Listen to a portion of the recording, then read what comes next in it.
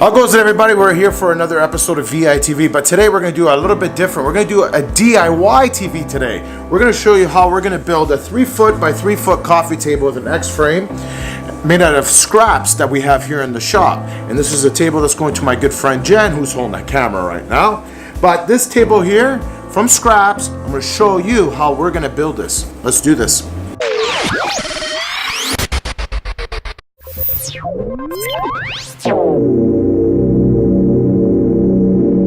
Okay, so we've already started collecting some of the material that we're going to use for this table. Now, here's some scrap 6-inch by 2-inch rough cut pine that we have, and we're going to convert these to legs for this table.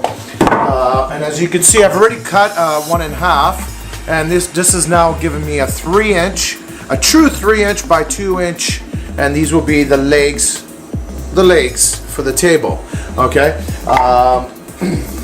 You do not need to use this specific material. You could go with, like, if you wanted to, a spruce, like a construction grade 2x4s, you know, at your big box store, Home Depot, Lowe's. I've seen people build with that. You could go that route also, or even like a 4x4, which is 3.5 inch by 3.5 inch. You can go with that. I would probably recommend using cedar if that's the case. It has less chemicals than pressure treat. You don't want to put that in your house. But anyways, for your leg base, you can go with that.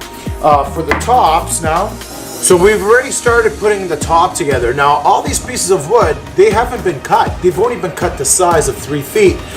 These are all scrap pieces that we have from like 1.5 inch to 3-inch to 4-inch. And we're gonna put them all together. What we're gonna do is we're gonna glue each seam and then put them inside of our bar clamps and clamp them together. That there, and then probably by tomorrow they should be ready to unclamp and work with and sand and distress and stain and paint. So that we would do tomorrow. But as you can see, just scrap pieces of wood, any piece of wood you want to use. So we have Jen applying the glue. This is a carpenter's glue that we use. Again, you can get them in any big box store, LePage, or we use Type Bond, which is that blue bottle there. But anyways, so we spread the glue across the seams. We have them on our bar clamps, so just you know, you can use bar clamps, pipe clamps. Our bar clamps I love to use them because they keep things straight. But also the most important thing while you're gluing is you got to make sure the crowns are reversed all the way across. So up, down, up, down, up, down. Reason why is if you have them all going up, then you're going to have a bowing table, okay? And you don't want that. So you got to make sure the crowns, as you can see, the rings, they have to be reversed. So one going down, one going up, one going down, one going up, down, up, all the way across. That's extremely important. So we'll let Jen continue on here. Okay, so Jennifer had applied all the glue and we had just clamped this tabletop together. We have pipe clamps, bar clamps, and we're just trying to get it as straight as possible. There's a lot of pieces of wood here. There's 1, 2, 3, 4, 5, 6, 7, 8, 9, 10, 11, 12 pieces of wood to give us this 36-inch by 36-inch table.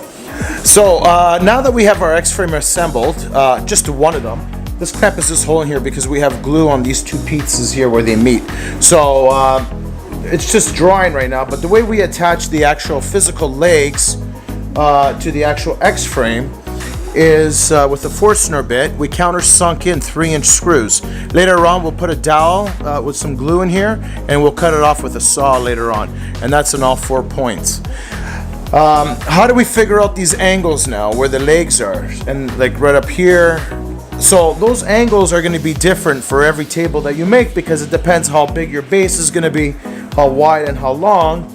These angles will always be different. So for me to give you an actual number, you shouldn't be following it because again, this is a 21-inch table.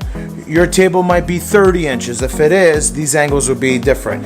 Your base might be longer. So again, these angles would be different. So the best is to first grab the 2 legs, put a piece of board on the top like we have here, make sure it's squared, and then you can figure out your angles on your X-frame. And generally that's how we did this one here. Now we're gonna make another one. That sucks, mother. That's a blooper. Okay, so we're just trying to figure out our angles here. So what I did is I squared, this is one of the legs, and obviously this is the top. I squared it off here and here, and this has been mounted with some screws. So now with the X-frame, what I'm trying to do is figure out the angles. So obviously, this is probably the easiest way of doing it. So you just put a piece of wood, here you go, piece of wood underneath, and you mark it. Make sure though that this is square to here.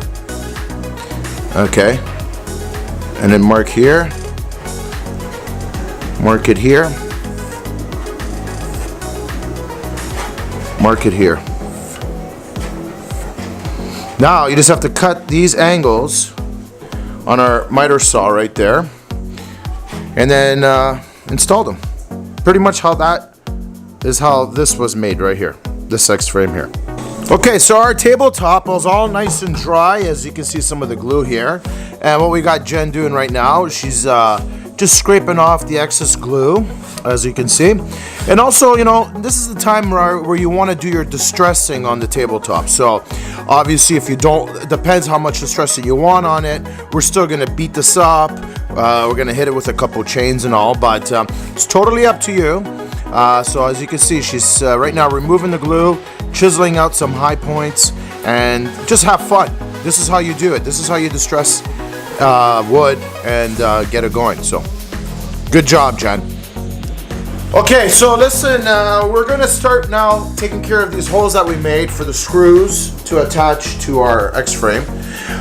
This is a Forstner bit. So these holes were made with this Forstner bit, obviously attached to a drill. Dummy. Okay. Now, with the Forstner bit, it gives us, it was a 1/2-inch Forstner bit we used. Here's a 1/2-inch dowel, and we're gonna plug these holes now with this dowel. So how did we do that? Let me show you quickly. Put a little glue in the hole.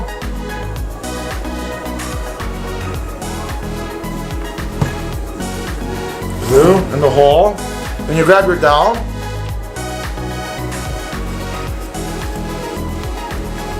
Okay.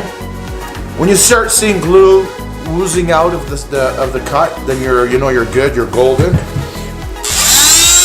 Grab your saw. Now I use my Dremel here.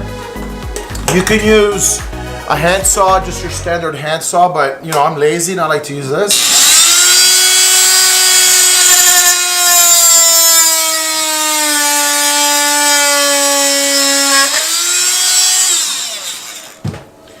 And there you go.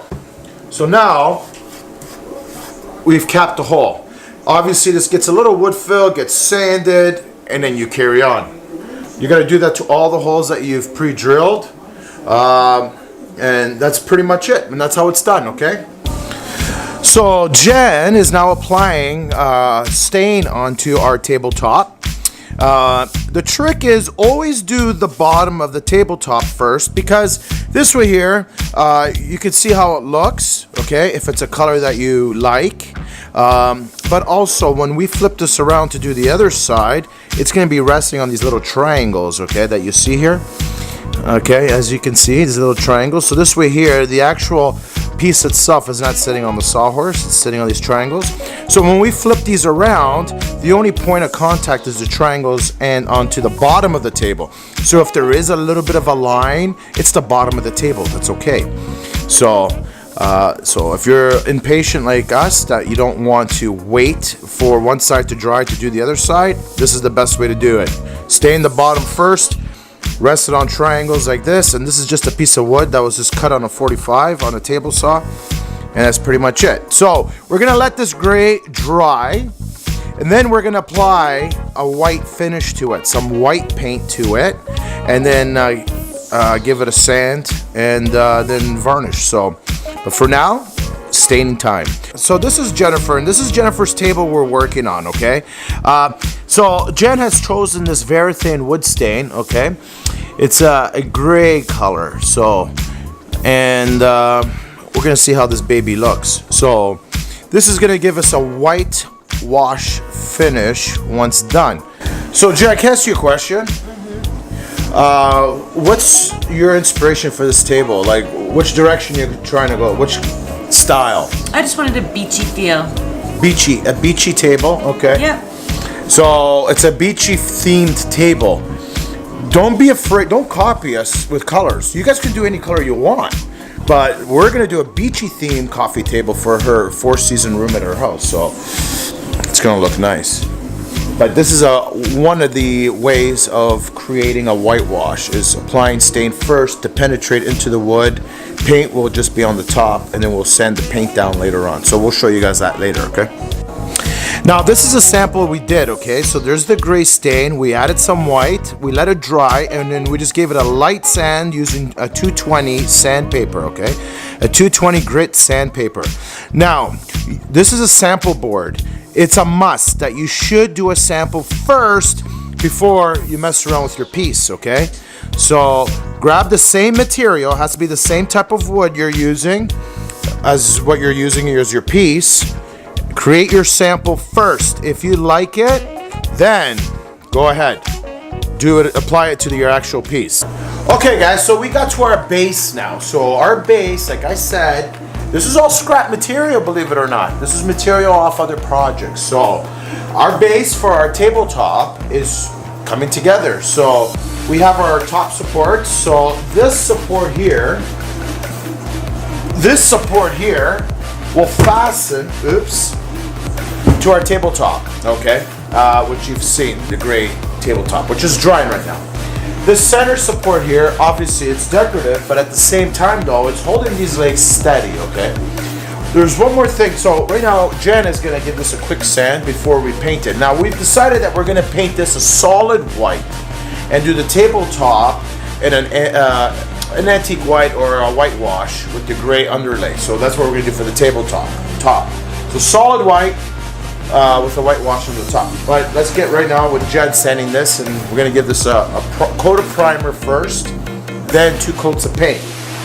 Actually, talking about the primer, we gotta use a wood grade primer on this, okay? So do not buy a paint that has primer built in. That's really only good for drywall. So Jen's applying a Kills general purpose wood primer. This is not the best wood primer out there. It is a good primer though. It's made specifically for wood. You can buy this at like Home Depot or any other big box store, hardware store.